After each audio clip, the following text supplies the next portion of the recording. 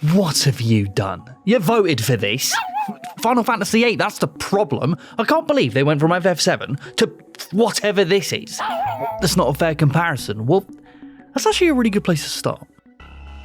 Even though all of the Final Fantasy games are separate in narrative tone, setting and design, because of Final Fantasy VIII's similarities in 3D aesthetics and it releasing directly into 7's shadow only 2 years later, people at the time were justified in comparing the two. So we're going to do the same design-wise. So due to the unbelievable success of FF7, I'm sure the developers were keen to improve on and differentiate themselves in its sequel in as many ways as humanly possible, and in a lot of areas, they succeeded at this. As always, the music is an obvious standout, and also the drastic improvement in visual fidelity is mind-blowing, which is especially evident in its FMVs, where that team fucking cooked. But that is honestly where the positive comparisons end. Everything from its narrative, combat, farming, controls, and menus are somehow worse in nearly every single way. I just honestly couldn't believe what I was seeing.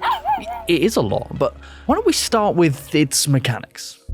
Now, in my previous FF7 episode, I didn't have an opportunity to touch much on its materia system, but I'm honestly in love with it. It allowed the players to accrue specific spells or passive abilities as they journey throughout the world, and then attach adjustments to those spells to make them more powerful, such as targeting all characters instead of just one, or countering enemy attacks. And to balance this out, the more spells or powerful adjustments each character equipped, the more it could negatively impact their overall stats, but through careful combinations, you could become extremely powerful because of this. It had a really low skill floor and an incredibly high skill ceiling the further players experimented with it. But compared to the simplicity of the previous game's job systems, materia was super weird for the time, which is nothing compared to FF8's junctioning.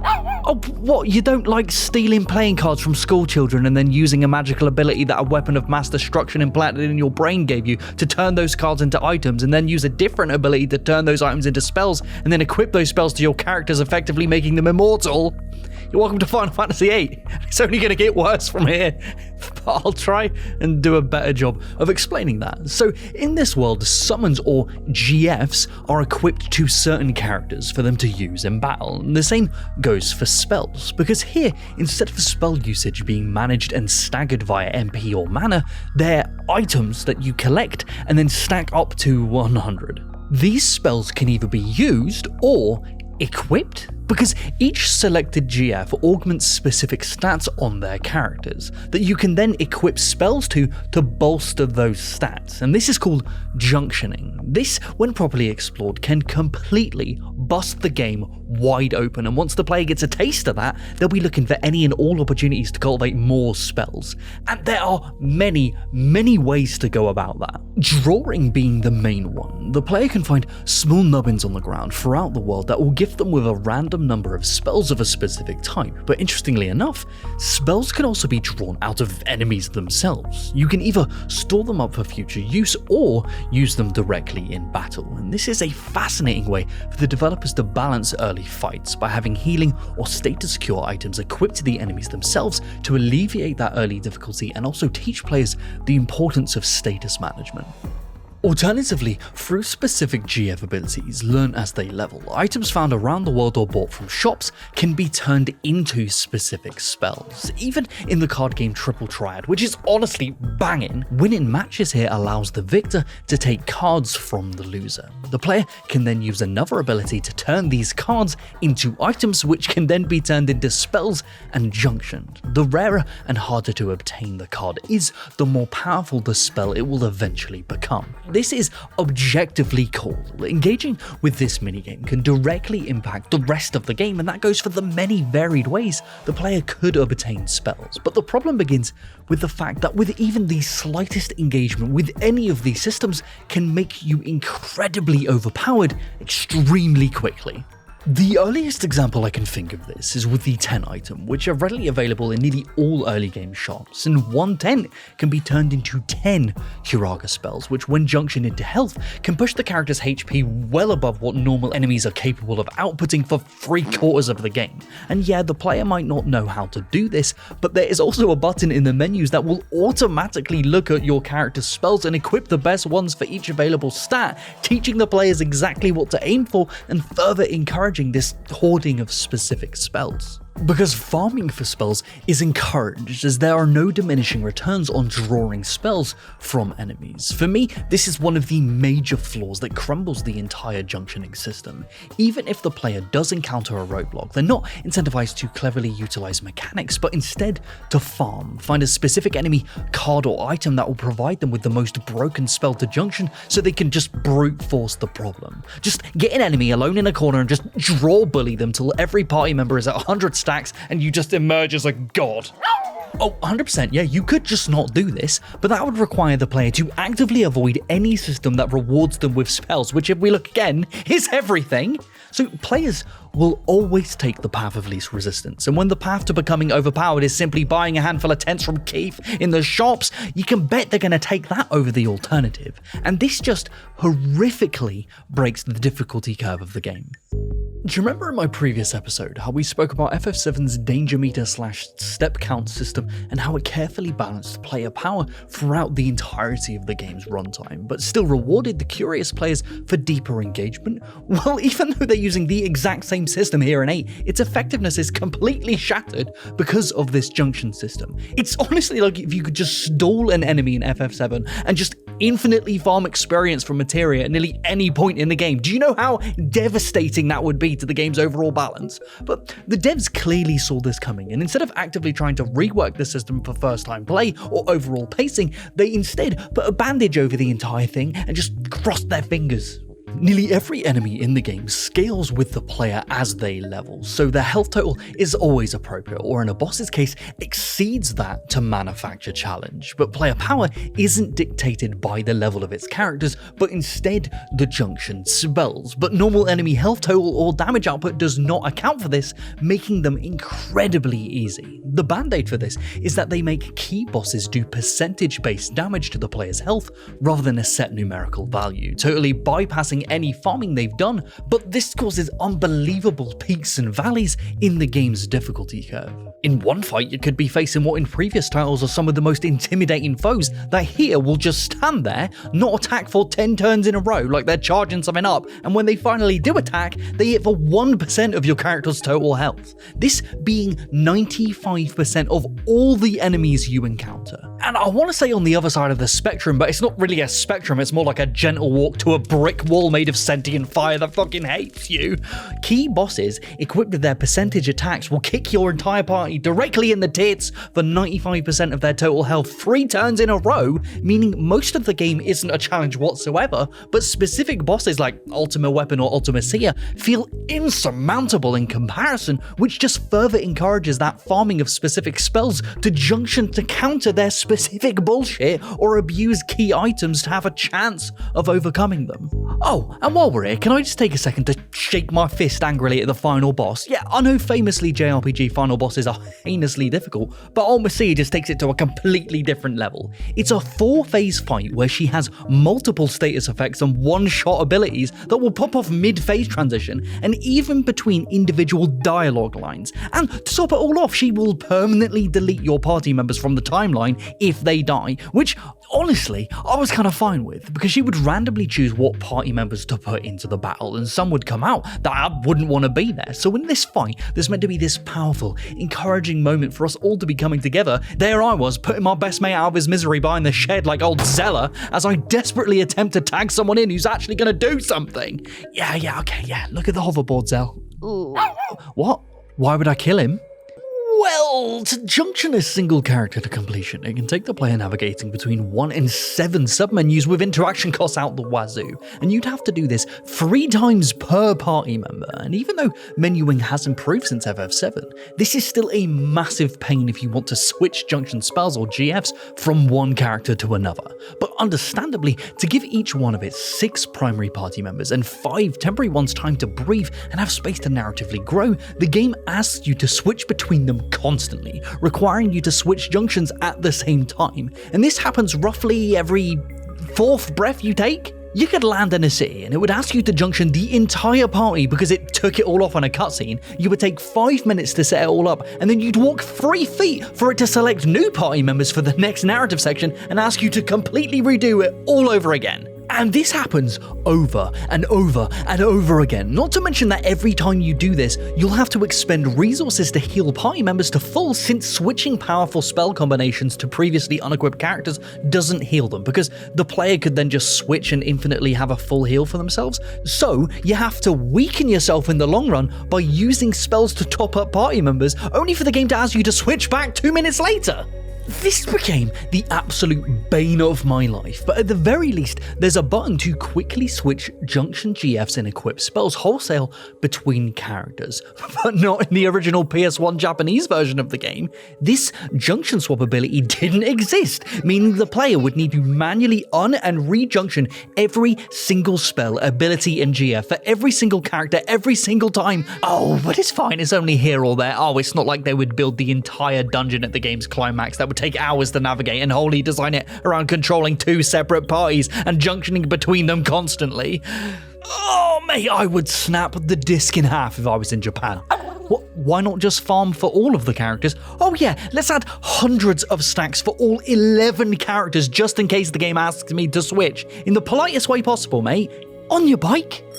Alright, that wasn't fair, was it? Let's detox a little bit and talk about the game's story. That'll be fun.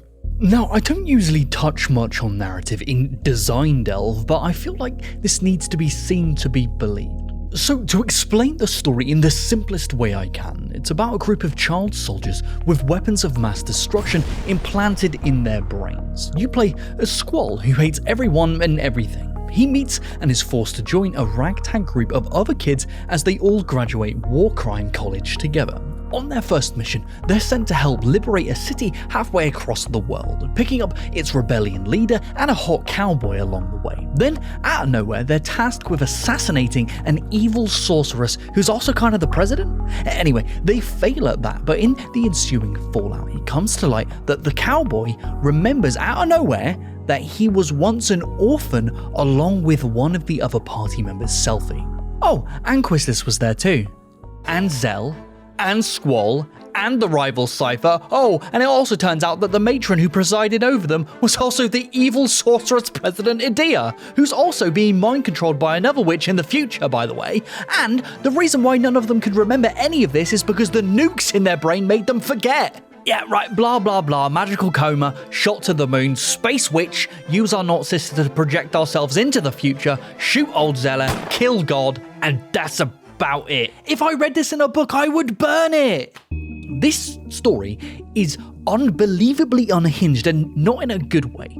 These crazy revelations aren't played for tongue-in-cheek, everyone is dead serious, and it's really difficult to remain emotionally engaged when even the characters themselves don't want to be here. There are extended periods for the first third of the game where its core cast are actively looking over contracts to find ways to worm out of the situations they're in. Why would I want to be here if the characters themselves don't want to?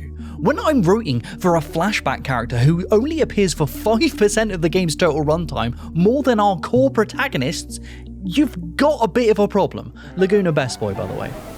Now, to be a total bitch and compare this directly to FF7 again, just think about how much we learn about its core cast and villains, their motivations, fears, losses, and where they're headed just in this opening Midgar section. Well, in the same amount of time in 8, we barely get to know any of our cast and we're only left with more questions, and when the answer to those questions are everyone you've ever interacted with is an amnesiac orphan and the main villain is your matron mummy, some questions are best left unanswered. And speaking of main villains, how much was Sephiroth built up across the entirety of 7? The revelations of his motivations, betrayals and rise to godhood. You can track his journey from beginning to end and see how that impacted the party's actions. Idea, on the other hand, is shadow dropped out of nowhere and defeated within a handful of hours, and it's revealed that, oh, she isn't in fact evil, it's actually someone else from the future who we won't meet until the very end of the game and will die in one fight. Consequences are also a really muddy subject for this game. We all know the narrative importance and permanence to Aerith's death, how deeply that affects and motivates the entire party. Compare that to sending half your party off to a missile base that, in the failure of their mission, explodes like a nuke. There is no way a single person is going to survive that, and having the balls to kill off half the entire party to upstage 7's twist is kind of mad, and I respect it. But no, instead of allowing something like this to affect change on the characters, it's a fake out. Turns out that they hopped inside a tank while the place was being turned into a literal crater, and they show up later like nothing ever happened, and no one from the remaining party was ever aware it transpired, even though the game makes the players wait 4 hours to reveal it. There is no satisfaction to be felt there. If anything, it just pisses me off. Oh, yeah, let me stop you there, Ludo. If you're about to say, oh yeah, but Rinoa was in a magic coma and Squall was sad, it's comparable to Aerith's death, so help me God. I'm just not sure what went on with the plot during development. They were clearly going for a completely different tone, which I appreciate. I do like when these games go in drastically different directions, but it just feels like they went out of their way in all of the wrong directions with this one. Maybe whoever was writing the story felt like they really couldn't outdo the person who wrote the first one. What? 8 is written by the same scenario writer that wrote 7, who then went on to write for the Kingdom Hearts series? Well, that doesn't bode well for when we get to them.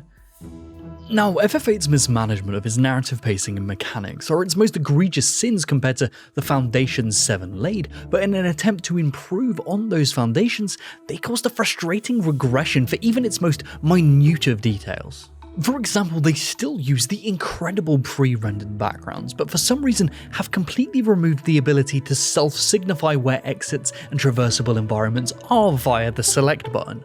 Why? They removed the solution for a problem that still exists. And tutorialization was a big issue in 7, but in an attempt to solve this, they overcompensated with optional lessons at the start of the game, which took me 40 minutes to read through, only to follow it with the same exact tutorials for gameplay moments later. And this kind of overcompensation shows up everywhere. Oh, you have a minigame that shows up once and takes 5 minutes to complete. Oh yeah, that needs a 8-minute mandatory slideshow.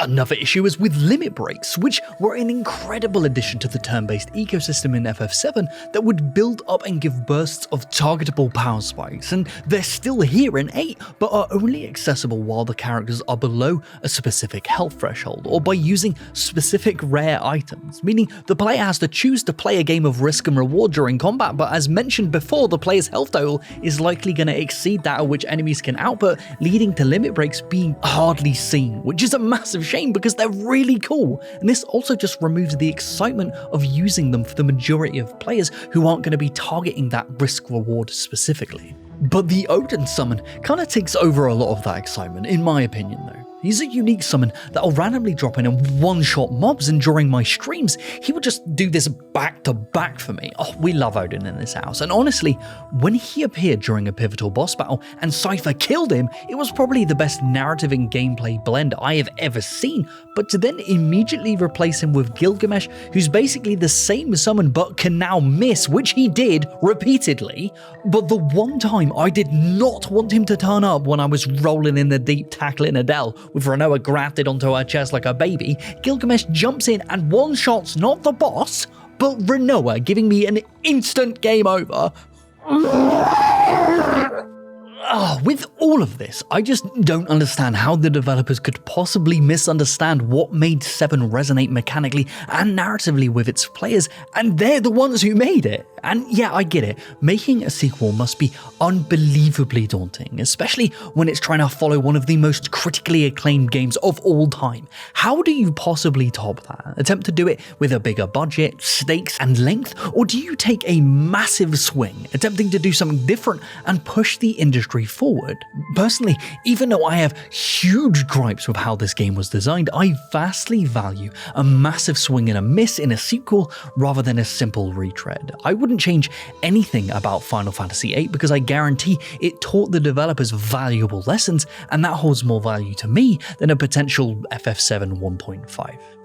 Just like last time, guys, the next never before played retro design delve episode is gonna be up to a vote and will either be on Metal Gear Solid or Majora's Mask, and it'll be up to you with what it's gonna land on. So come by my Twitch channel on Tuesday, May 12th at 7 PM EST to vote on what you want to see next, and I'll immediately start playing whatever wins for us all to enjoy together. Alright, well I hope to see you there, guys, and if not, I'll see you in the next episode. Alright, bye guys!